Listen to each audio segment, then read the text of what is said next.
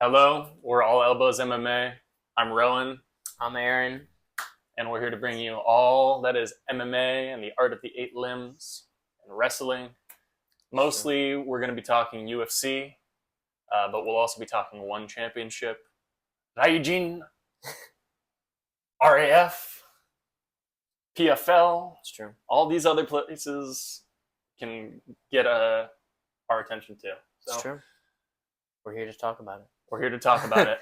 Podcasts, predictions, all sorts of games. We might try to do that. Interviews, Yeah. hopefully.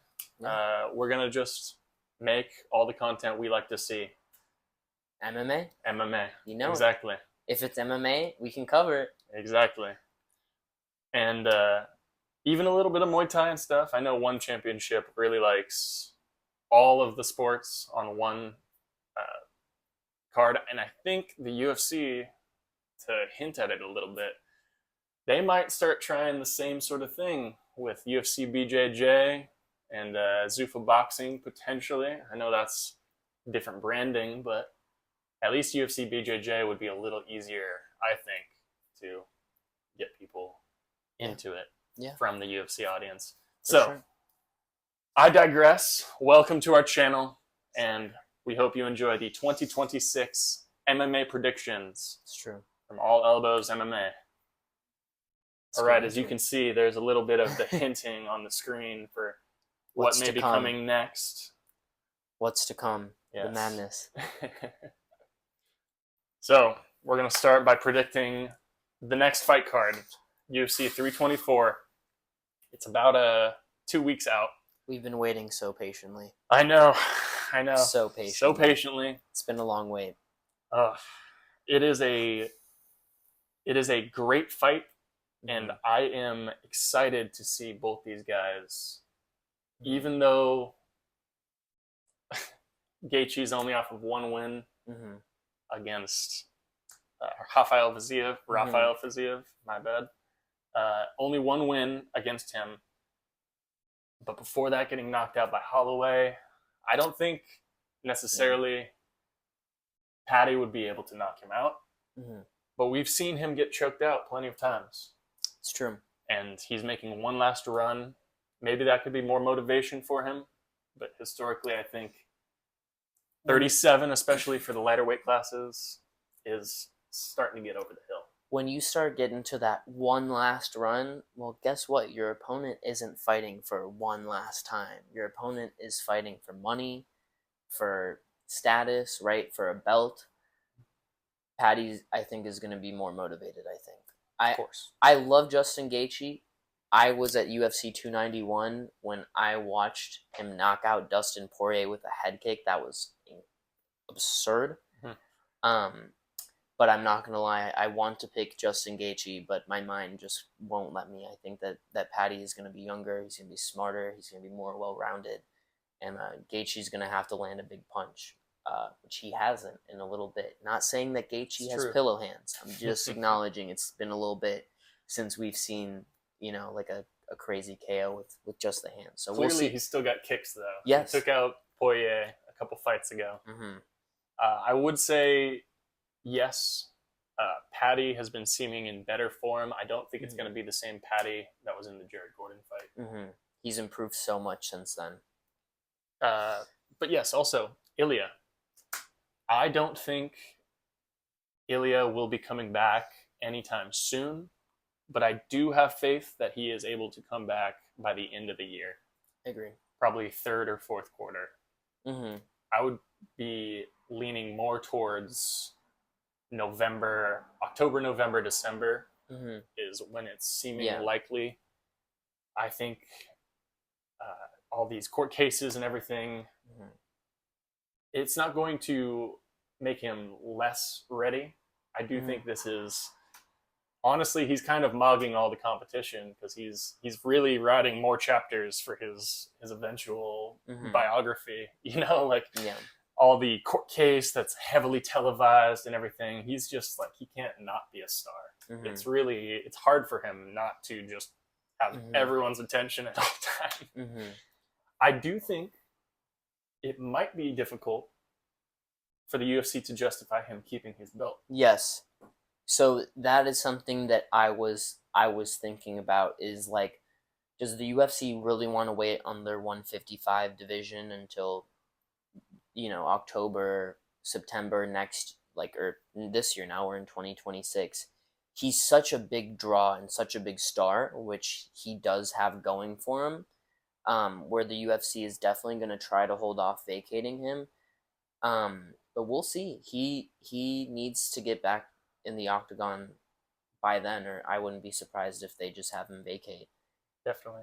And a lot of people have been bringing up that might be that might diminish his draw. Yeah.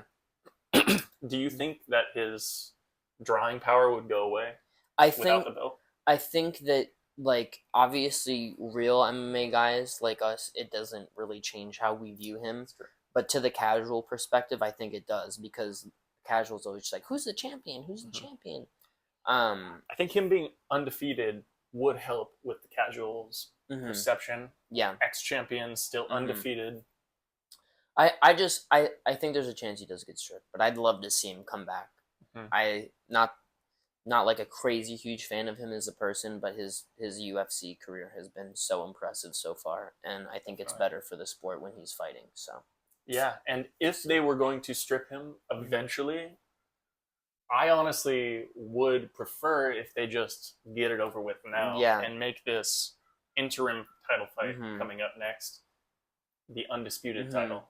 Because that would give it a little more legitimacy. Even in the absence of the actual champ, I do think this would allow for the belt to have a little more weight. Yeah.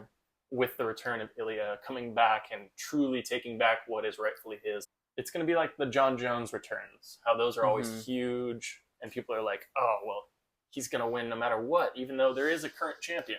Yeah. And especially if Pimblett or Gaethje could defend the title before Ilia comes back, that would really give the GSP coming back for a title, that triumphant return feel that I think Ilia, especially after a big court case like this, that's kind of what he's hoping for, because he only excels in these big fights. I'm hearing everything you're saying, but as I'm thinking about it, if the UFC wanted to go on that path, I think they would have vacated him already. Yes. The fact that they made this interim fight, I think, now that I'm really thinking about it, I think that tells me that Paramount wants Ilia as the 155-pound champion. Hence why this interim fight was made for the first fight of the year. Because I remember seeing the reports oh, Ilia's going to open the year. Ilia's going to open the year. And then I saw a newer report that said that Paramount specifically wanted him to open the year. That tells me I don't think that he'll vacate. Now that I'm really thinking about this, I think that fans are just going to be complaining. The UFC is going to do what makes Paramount happy, not necessarily what the fans want. And Paramount wants Ilia, so that's what I'm going to leave it off with. That's a big point. We'll get more to the Paramount later. Final prediction. I would say I think the UFC is going to maintain that confidence that Ilia can make it back early. Maybe just to be sort of extra hospitable to Ilia. They won't strip him. And I think even if it might be better with him stripped, Ilia would prefer, because Ilia at any point could go to boxing. Sure. I don't think they'll strip him. I think that would be a little too much push for Ilia to be like, well, I'll go do my own thing. I'm a huge star. Yeah. It's a fair point. So we'll move on from there. So Volk and Lopez. I've just got to say, why? Why would they have a rematch? I mean, again, this is just like Justin Gaethje coming back for a title shot after one win. It's not even a streak. One win. Yeah. Lopez coming back after one win. I admit it is an amazing win against John Silva, a great contender. But even then, that was John Silva's testing match. That was not top contender John Silva. That was John Silva trying to become the top contender. Lopez did prove that he deserves that spot. Mm-hmm. But did he deserve the title shot? He did not. It all comes down to business. Him winning on that no-J card in the fashion that he did gained so much popularity for him, but also a lot of Mexican viewership too. Because of that, you hear Mexican viewership, UFC, business, boom. It's like 2 + 2 = 4. Not Mozart, sorry. Lerone Murphy was the most deserving person of a title shot at the 145-pound division. I can tell you that for a fact. Completely I was at UFC 319, as you can see, and that was an amazing knockout. And I know that people say this all the time when a knockout happens, and I don't mean this in like an exaggerated type of way, but I was genuinely concerned that Aaron Pico was dead as a viewer in the stand, and I had pretty good seats. Yeah, brother. But for like 3 minutes, there's just a crowd of people, and I could just see Aaron Pico's toes like twitching once every 30 seconds. Brutal. Anyways, I'm not gonna get into that because this is YouTube and this is PG-13. Brutal. But this is the sport we watch. Yes, it really is. We can't deny that. But to keep my answer simple, Diego was not the most deserving. I love Diego Lopez so much. He's an incredible fighter. He was not the most deserving. Thankfully, I'm not too mad because I like Diego, but to answer the question, Lerone Murphy was the person to get the title shot at 145. He deserved it. I completely agree. And the fact that they went with Lopez gives me a hint that this may be a sign that Paramount is favoring the draws over the rightful contenders. True. Maybe it's just starting, because obviously with this new acquisition, they want to have all the biggest fights, try to get as much of the viewership that they had previously. I do think this is a misstep. On paper, this looks great because big draw and big draw. Mm-hmm.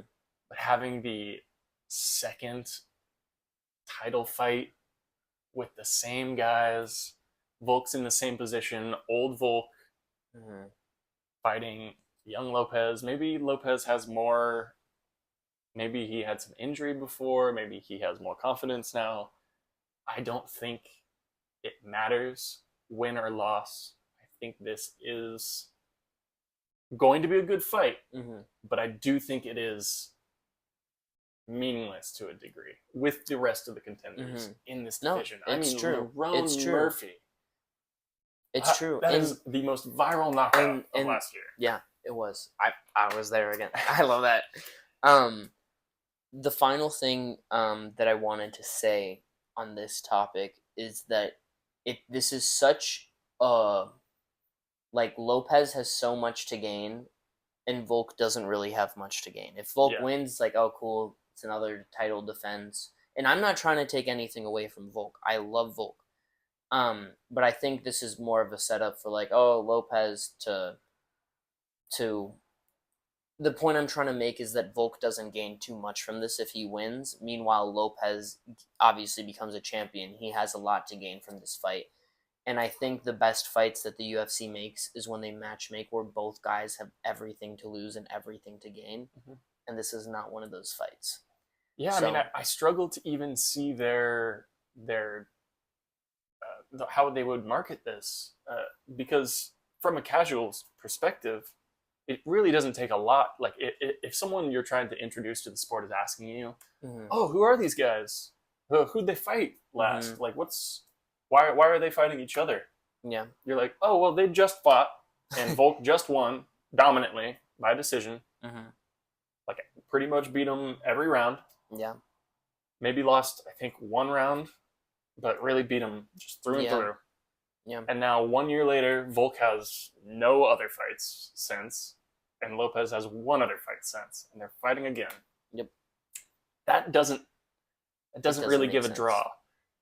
But I don't think they care. I think they just really needed this one date filled. Maybe Lerone or Mozart couldn't fill this date, and Lopez could. Maybe that's all it was. They needed a title fight to get people in the door. Yeah. I don't think they really care anymore with the pay-per-view, like building the story. They just need these cards to look like a pay-per-view. Yeah. Because they aren't. They are not getting the pay-per-view buys anymore. It's not the same model. Yeah. I do think in that same vein, probably going to be less pay-per-views into the future. Or much more. Now it's going to mean less. Maybe a pay-per-view won't be a title fight. It'll just be Conor McGregor. You know, the White House technically isn't a pay-per-view. There's going to be a number afterwards, most likely.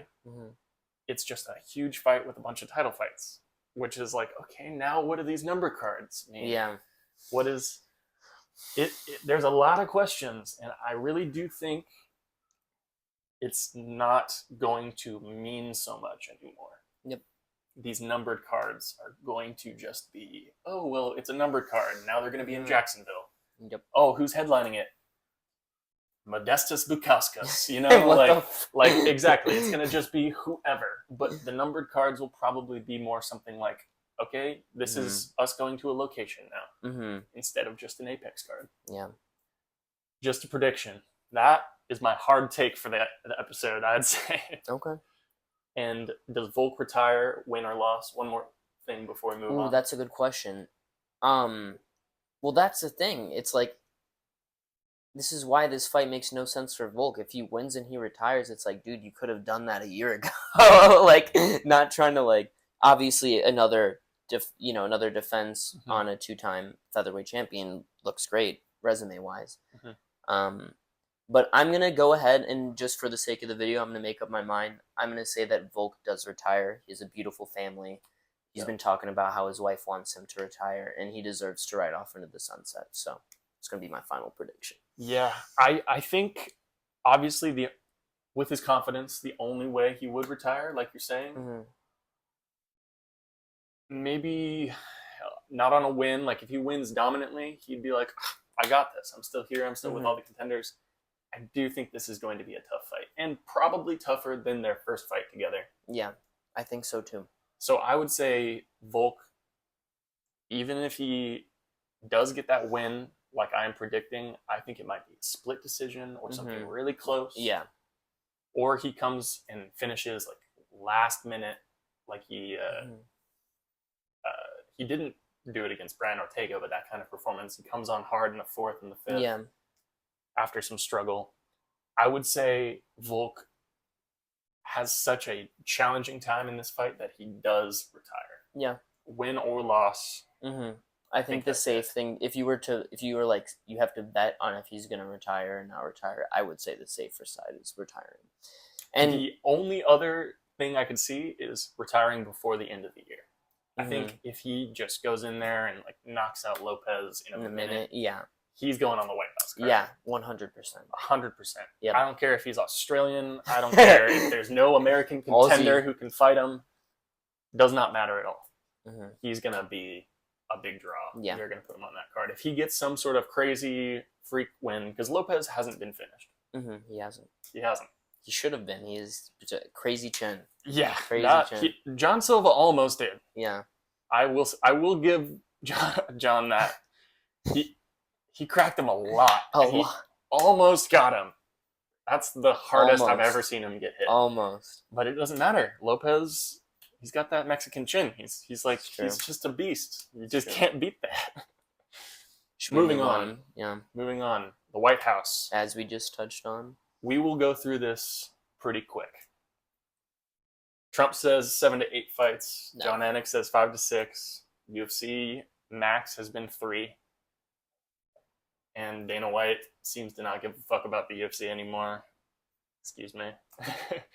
Dana White seems to not really care about the UFC anymore. So Power Slap. I think he probably has moved on, thankfully, from Power Slap. For a little while there, I was worried he'd try to do Power Slap weaved into the UFC. Yeah. That would have been a nightmare. That would have been bad. But I really don't think they're wrong. I think the UFC is going to try to show up with as many titles as possible. But it seems difficult for the UFC to put 6 titles on a card. Very and difficult. Again, even if they do, the pacing on that would be really rough. Really rough. Really rough. So the only way I see the pacing potentially getting better is the Ultimate Fighter, like 3-round title Mhm. fights. Mhm. Maybe they do something like that. UFC BJJ is Mhm. shorter. Yeah. They could do some sort of like Mikey Musumeci getting some sort of card, some sort of placement on that card. BMFs and interims seem likely if they want that many cards. Don't want that many fights on the card. And maybe some sort of super fight belt.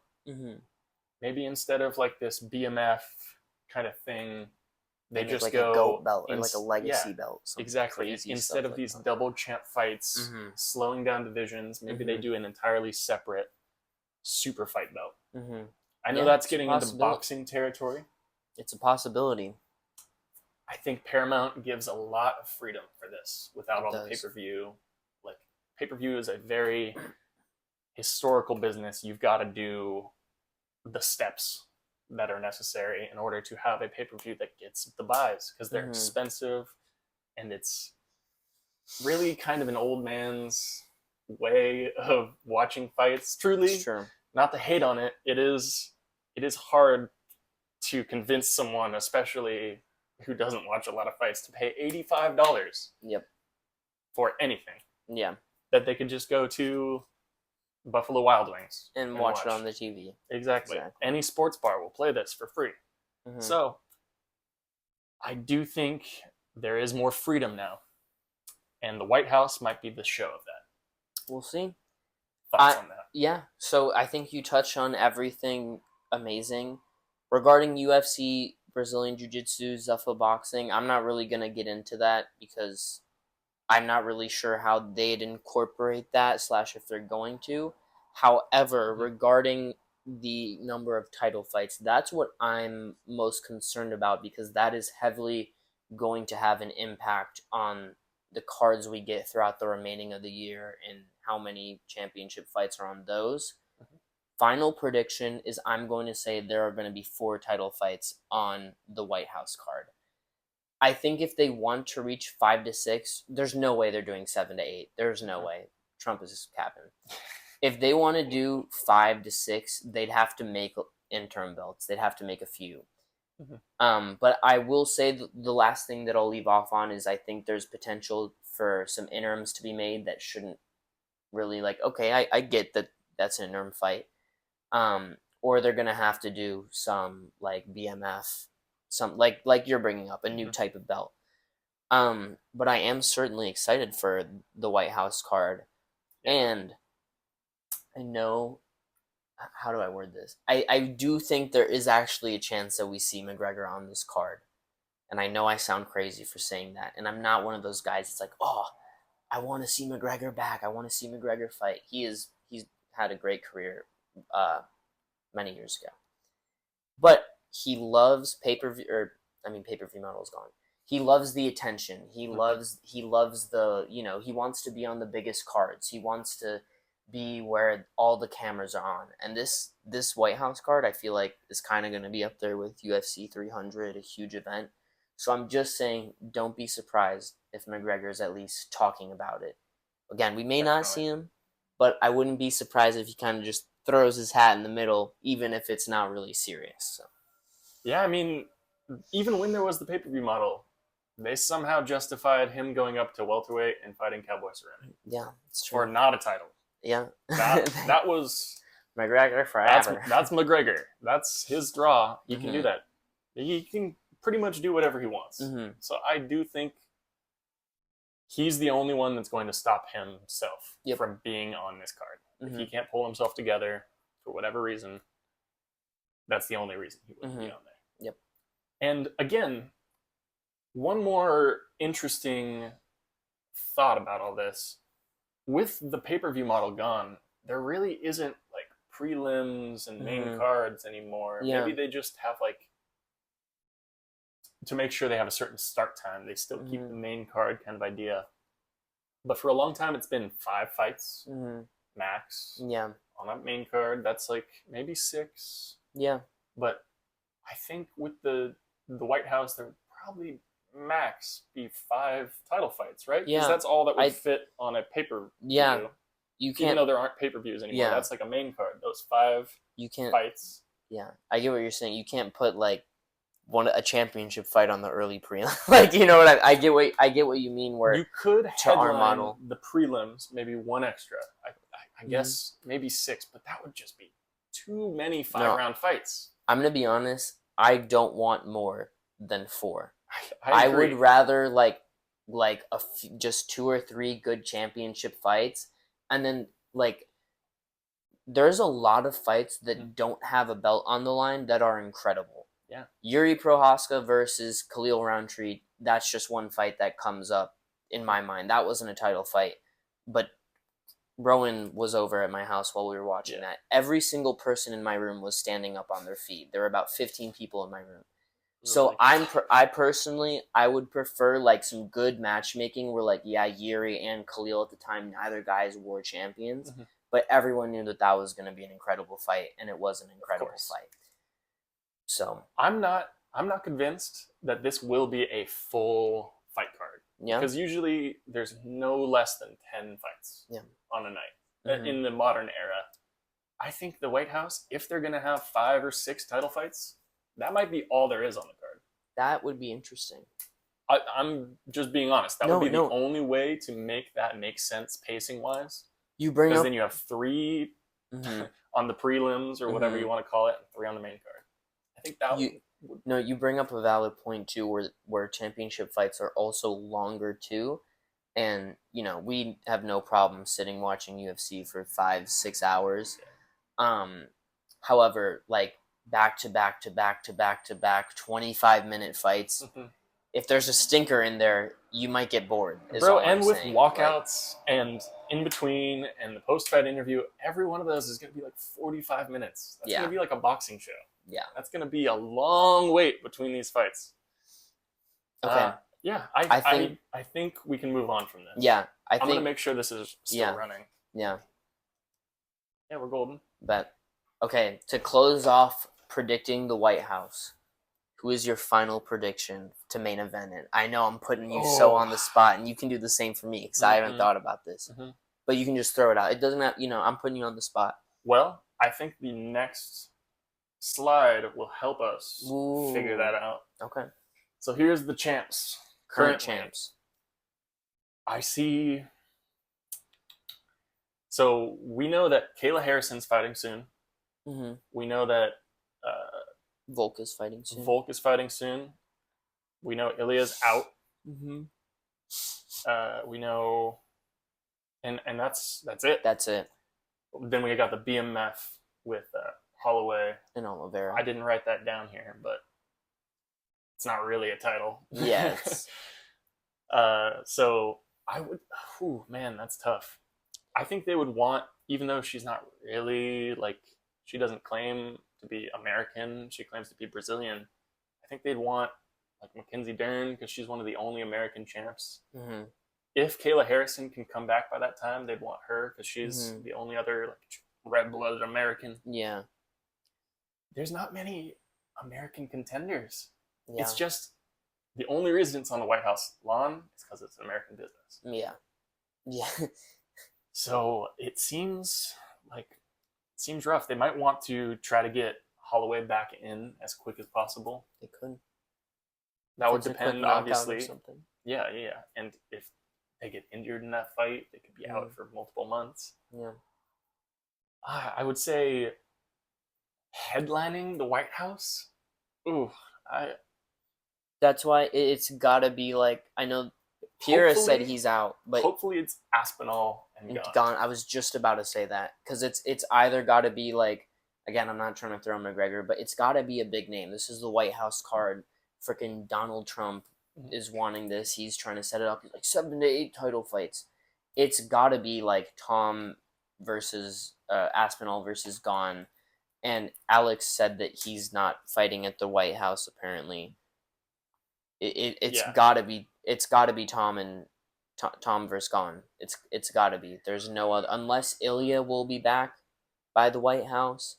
Unless like, I don't know, Kayla Harrison and Amanda Nunes have a crazy fight. I don't think they'd headline, but maybe they'd like co-main if they actually have a really good fight.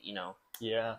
But obviously, even though Trump probably wants John Jones on there because he's a huge draw and he has history I'm pretty sure Trump has been around since Jones has been on the come up, since he had all those crazy title defenses and everything. He's seen a lot of those fights. So I know Trump wants John Jones, but the UFC does not want John Jones. They do not trust him for good reason. Very good reason. Very good reason. Not only how he could jeopardize the event, like he has before when he was going to fight Chael Sonnen instead of Dan Henderson and pulled out because Chael Sonnen was too scary, I guess. An 85er to a 205er, man. Those 85ers are just scary. I'm just messing around. I'm not. Well, no, like I'm one John Jones hater over here. I'm making fun of Jones. I really don't think the UFC has a lot of options right now. I think they're hoping to shake up the divisions, and see what happens. Maybe that's why they're trying to do Diego Lopez again, because they're hoping he can come back and fight on the White House card. Yeah, because he's Mexican. Yeah. He's like, there's lots of Mexicans in America. That would be, a lot of people would be real happy with that. So let's quickly run through these. Predicting the champs. Mackenzie Dern, no. Zhang Weili is going to win. That's going to happen. Oh shit, something popped up. Whatever. Valentina Shevchenko, honestly, this has got to be the if she fights. Yeah, I mean, like, she might just stay champion because she doesn't fight. That's valid.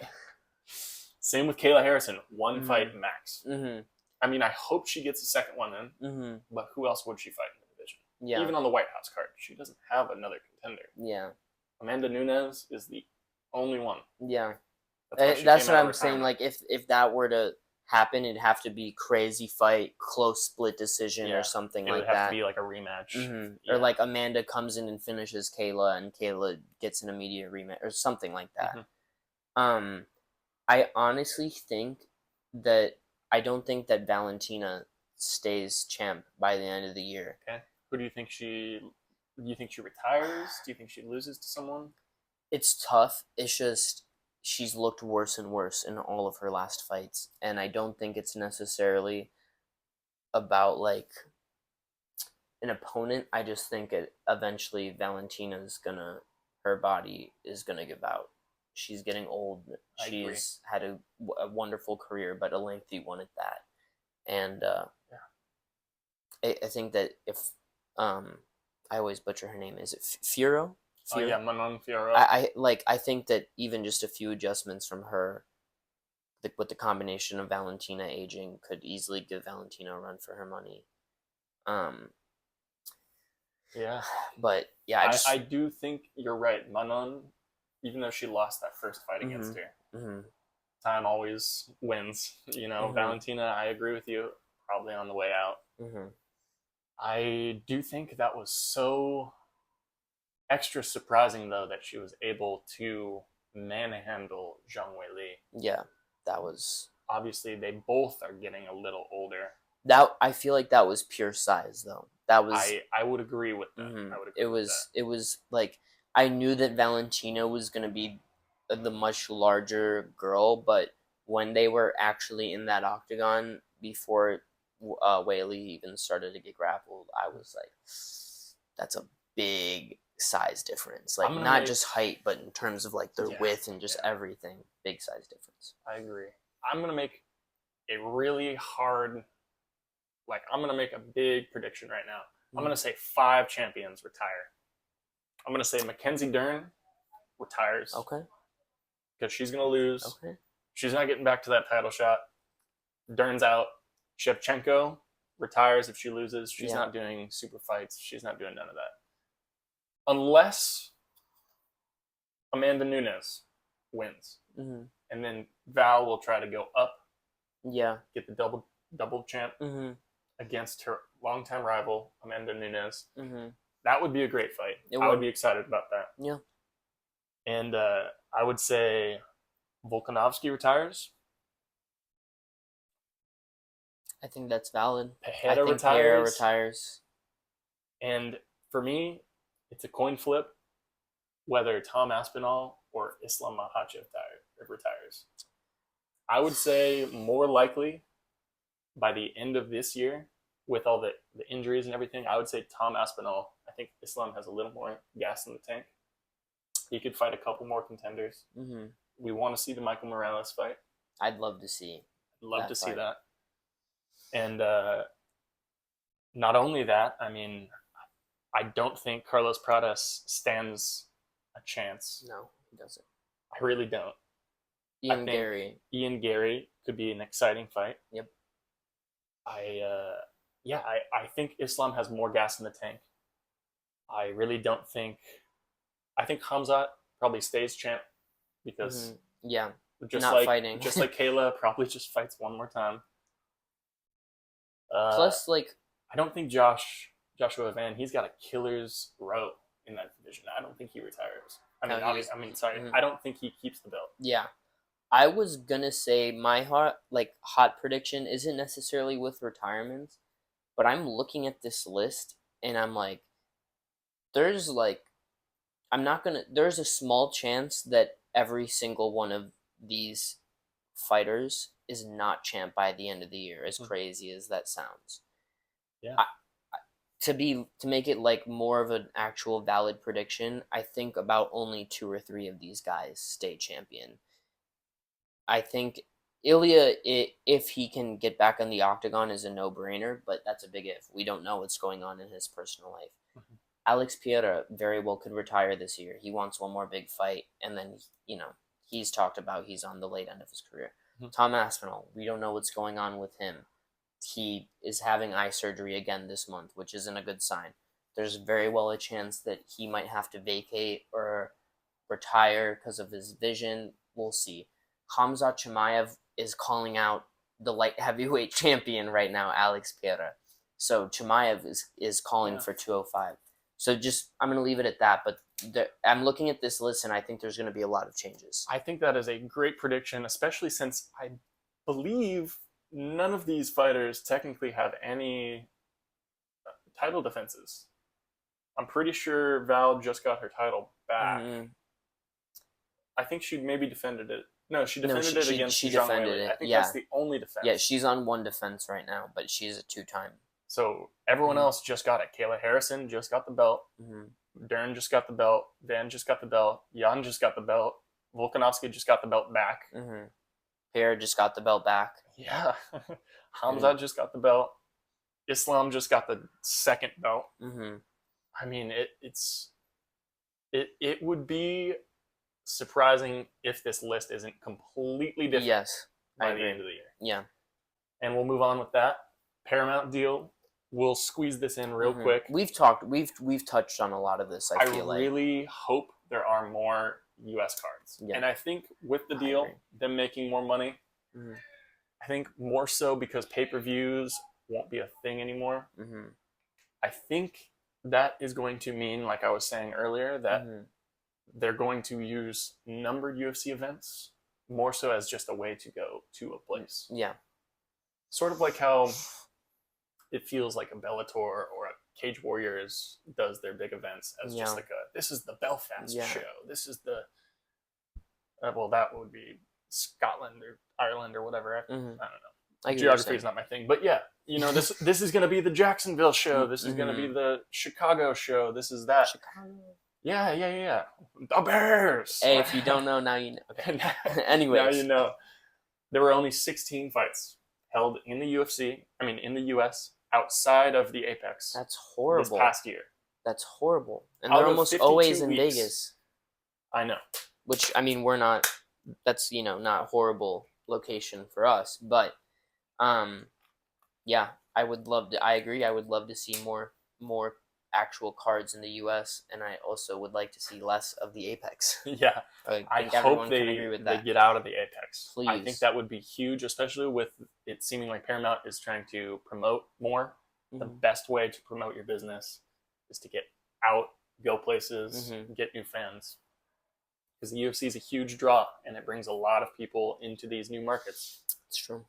Or it brings itself into these markets, and a lot of people flock to the big show. Especially with all the TKO holdings.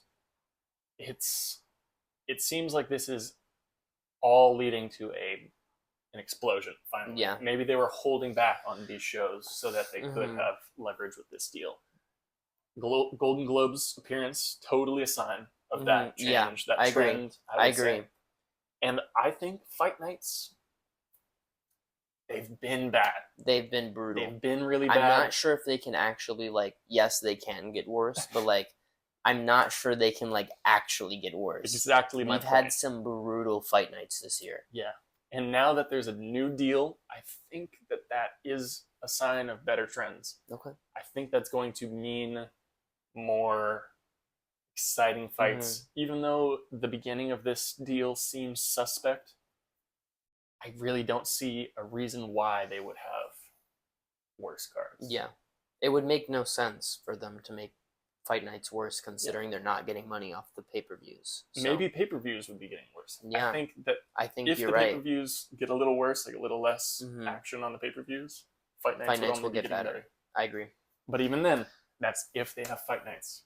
We'll see what Paramount does. I do think fight nights are going to be less of a thing. They're probably going to just keep cranking out numbers. Okay. Now, final Fun slide. fights for the future. Fun fights for the future. Let's run through real quick. We'll say, are they going to happen? And then who you've got. Just like, it can change later. We're going to do videos about all of these if they get announced. Mm-hmm. I'll start with O'Malley and Yan 2. This is obviously if O'Malley wins. Mm-hmm. I do think he beats Song Yadong, and they line this card up, hopefully, for the White House, because American contender, one of the only ones, and O'Malley's a big draw. Even though they might not want to risk him losing to a Russian on the card, they do want an American. And I think this is kind of O'Malley's last actual chance of getting his belt back, or the belt back. I'm seeing him talk about stuff like, I might retire. And Peter Yan is not thinking about retirement. He's clearly very focused. Yeah, that being said, I think Yan wins. Yeah, I think Yan would win the second fight. But unfortunately, again, like, I think we have less of O'Malley than people actually think. And I would love to see one of his last fights be a banger fight like this versus Peter Yan. I do think it'll be really close. I do think O'Malley actually will look a lot better against Yan than Merab did in this last fight. Okay. I think Yan worked extremely hard on his takedown defense. And I think that is one of the most important parts of MMA. But O'Malley's not taking it. Yeah, O'Malley's a totally different This fighter. is going to be a striking battle. I think we're going to see more of the older Yan with a slow start. But I do think Yan will take 3-4-5 and get the win. Maybe 2-4-5 or something like that. I could see that happening. Maybe O'Malley takes the fourth or whatever. I think the extra rounds will only help Peter and only hurt O'Malley. I agree. I completely agree. Next up, Makhachev Morales. I really want this fight to happen. I want them to book this ASAP. I want it to happen. I do not think it happens. I don't think it happens either. I think they're gonna they're gonna try and set Morales up more for the everyday fans like us. We know how legit Morales is and the threat that he poses, but unfortunately he hasn't gotten his name out enough, I think, for them to go ahead and book this fight against Makhachev, who's currently one of their biggest stars, double champ. So I would love to see that fight. I want to see it tomorrow. I don't even know if it is the UFC not believing in Morales enough. I think the issue will come on Makhachev's side. Yeah. Makhachev, that's another I think, is purely going for accolades. Yep. And I think Makhachev is currently, as we speak, really trying to get that fight with Usman. There's a reason why he wants to fight Usman and not Morales. I agree. I don't think it's because he necessarily wants the easier challenge, even though it is the easier challenge. It's also it's purely accolades. I know Makhachev is thinking, like, getting to the end of the career. His boy Khabib is in his ear. Yeah.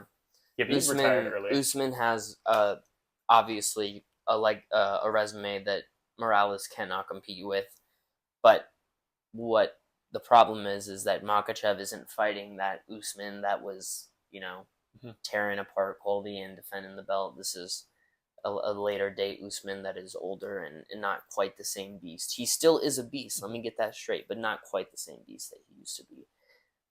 Yeah. So yeah. And again, I don't think Makhachev Ilia is going to happen. Not happening. We would love to see it happen. I would love to see that. I also said Ilia instead of Topuria.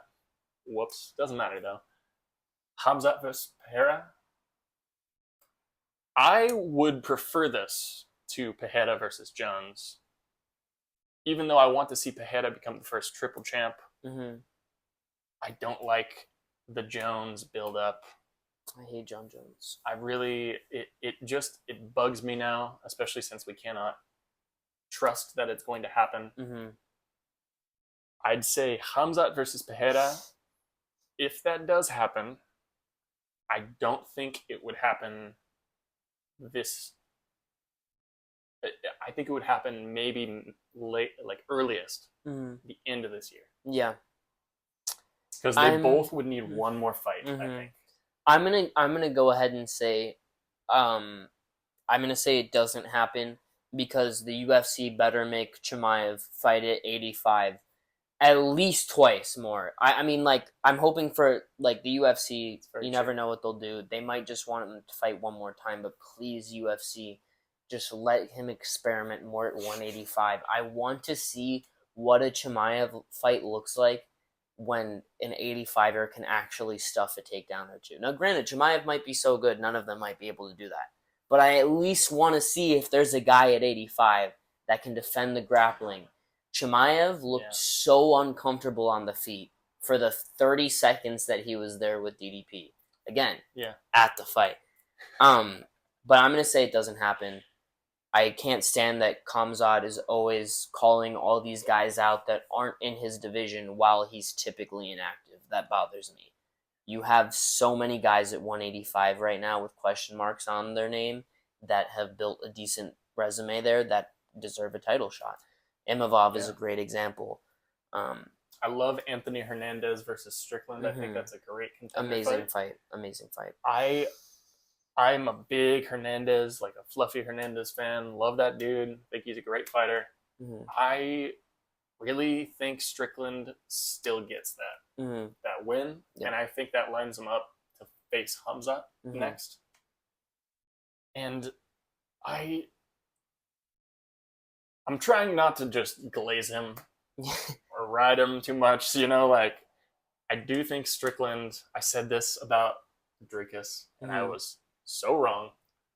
I do think Strickland gives Khamzat some unique challenges that the other contenders don't. I think Strickland is good enough with takedown defense. It won't be as simple as it was.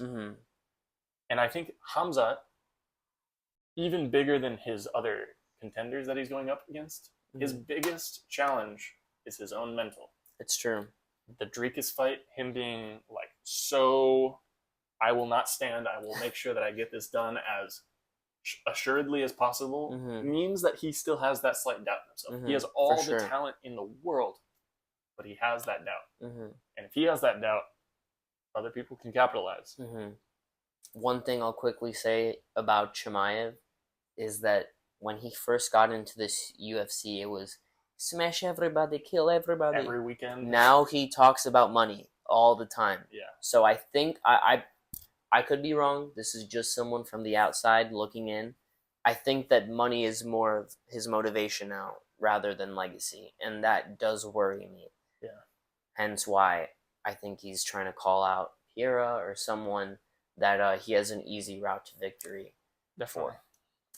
And finally, Aspinall versus Gane 2. I'd say, I'd call it wishful thinking. I think Aspinall is going to come back for at least this fight, because this is the last fight on his contract. Oh, I didn't know that. I think he retires after that. Really? Maybe it's the eye injury. Maybe it's just because he's been talking about boxing. Maybe he goes to Zuffa boxing. Yeah. I'm sure he would want to be a contender. But even though and it surprises me because he's very good at jiu-jitsu. He's really good on the ground, but he wants to box more. He's got the hands for it, I'd say. So I hope he comes back and he's in good form. I do think it will happen, wishfully. And even though the first one was close, I do think Aspinall will come back sort of with a vengeance that's going to fuel him. I think he's going to be more aggressive, or not necessarily aggressive, but I think he is going to be more confident going into this Gane fight. You don't necessarily want to be aggressive against a counter-striker. Yeah. I just, like, I wouldn't say Tom was nervous in that first round, but when you're a guy that you know you can't get touched by any of these other fighters, and you go into a fight and you're like, dude, this guy actually like has some tools that might give me some problems. It's definitely something to think about. I'm going to say this fight does happen. I'm hoping that it happens sooner rather than later, but I think a good placement would be White House card. I'm going to take Aspinall if it does happen. And I don't think that Aspinall will retire. I think that if he does win, UFC is going to give him a big deal. That's true. And I think that Tom is going to try and build a legacy up like John Jones. All right. I'm down. I like how that sounds, and honestly, I'm really excited for the future. We are so excited for UFC 2026. It's going to be fire, man. This year is going to be crazy. Not just politics, no, but genuinely, I do think the unprecedented times, I think this is going to be the model, not just for UFC, but all like boxing might even, because the UFC has passed that